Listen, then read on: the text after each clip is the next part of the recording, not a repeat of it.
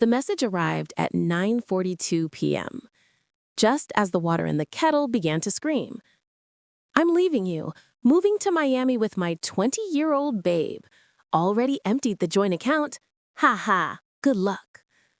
The words sat on the screen. Neat, cruel, efficient. For a moment, I thought it was a joke. Then I looked at the name. Ethan. My husband. The man who still had his toothbrush next to mine, who had kissed my forehead this morning like nothing was wrong. The kettle shrieked louder. I let it burn. Steam clouded the kitchen window. Outside, the world was indifferent. Rain tapping against the glass like slow applause. My phone buzzed again. Don't call, don't text, it's over. I stared at the blue ticks. He'd seen my silence. He expected an explosion. Tears, begging, maybe a few desperate calls. Instead, I poured the boiling water into an empty cup and watched it cool. When I finally typed my reply, my hands didn't shake. Good luck. I set the phone face down. The silence that followed wasn't empty. It was absolute. The next morning, his side of the wardrobe was bare. Even the hanger indentations looked abandoned. He'd been preparing this for weeks, maybe months. The receipts in his pockets, the new gym schedule, the sudden business trips, all the small knives I'd waved away because marriage is built on trust, isn't it? Funny how trust blinds you. I opened our joint account. Balance, 0.00. A laugh escaped me, dry, involuntary. He had emptied 15 years of savings, of shared plans, of us. All for some sunburned fantasy in Miami. My first instinct was disbelief. My second was silence.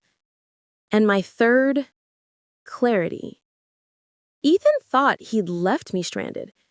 He didn't know I had another account. One he'd forgotten about.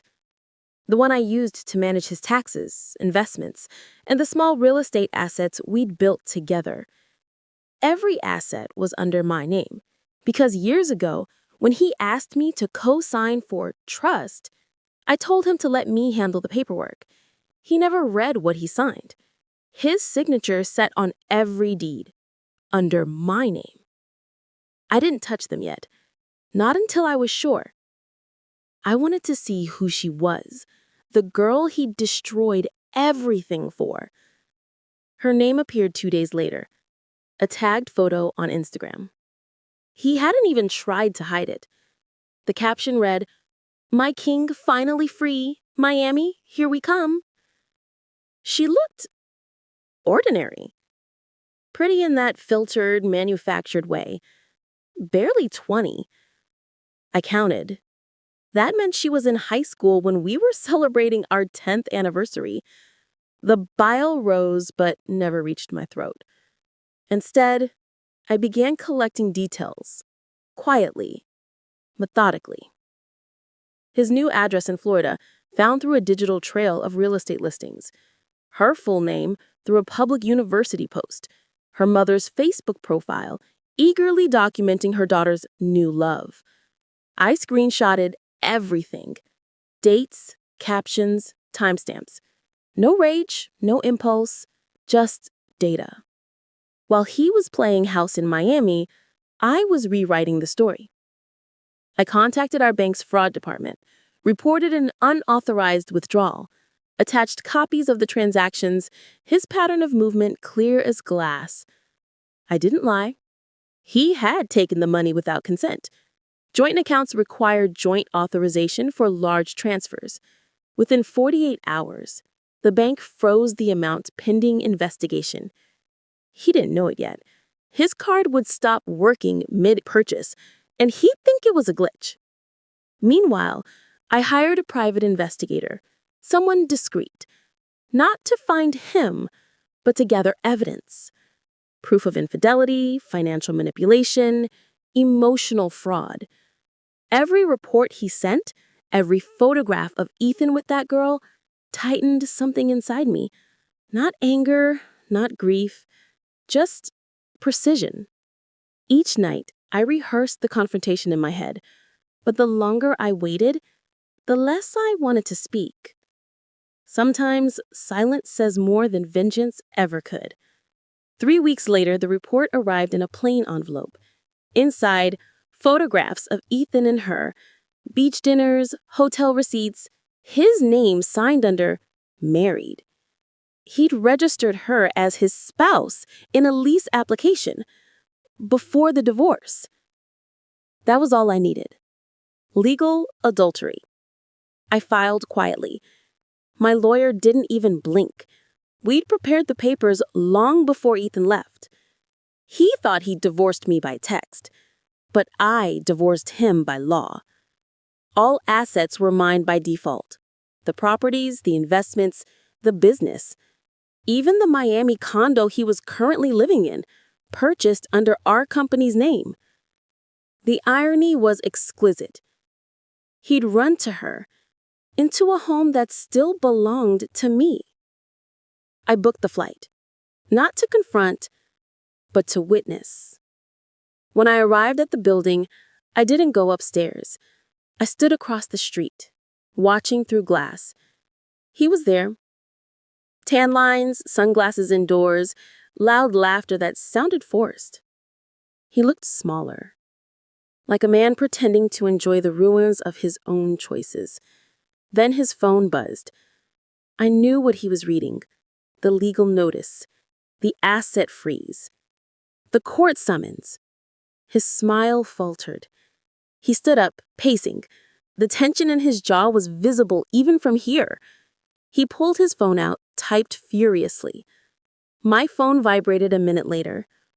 "What the hell is this? Why are my accounts frozen?" I didn't reply. I just watched him. Confused, desperate, unraveling. The way I must have looked 3 weeks ago. He called me that night, 8 times. I answered on the 9th. His voice trembled. "Claire, what did you do?" I listened to the silence between his words, the sound of waves in the background, the panic he was trying to mask. "I just followed your example," I said. Calm, even. "You left me, took everything, so I did the same. That money was ours." "No, Ethan. It was mine. The businesses, the house, even the condo you're living in, all under my name." He went quiet. The kind of silence that vibrates. "You can't." "I can," I interrupted. "You signed everything. You never read what you signed, remember?" He cursed under his breath. Then softer, "You planned this." "No," I said. "You did. You just didn't know what you were planning." The sound he escaped him wasn't quite human, a mix of disbelief and realization. "He loved me, Claire," he said, almost pleading. "No," I replied. "You loved control, and you thought I'd crumble without it." There was a pause. Then he whispered, "What do you want from me?" I smiled. He couldn't see it, but he could hear it in my voice. "Nothing. That's the point." And I hung up. The next morning, I transferred the frozen funds back into my account, filed the final divorce decree, changed the locks. By the time he returned to the city 2 weeks later, everything was gone. The house sold, the joint accounts closed, his name erased from every document that once tied me to him. He came to the old address once, neighbor said, stood outside, staring at the empty house, hands trembling. He left without knocking. It's been 3 months. Sometimes I still see his messages in my inbox. Unread. "Let's talk. You didn't have to do this. Please, Claire." I don't respond. Because I already did. With silence. And silence, I've learned, is louder than revenge. At night, I sleep easily. No rage, no ache, just quiet. People think betrayal shatters you. It doesn't. It sharpens you. I make coffee the same way every morning. Measure the water, wait for the kettle to scream. The sound doesn't hurt anymore. It reminds me of that night, the moment my life cracked open, the night I stopped being someone's wife and became someone's consequence. I don't wish him pain. Pain is temporary, but loss, the kind that comes from your own hand, that stays.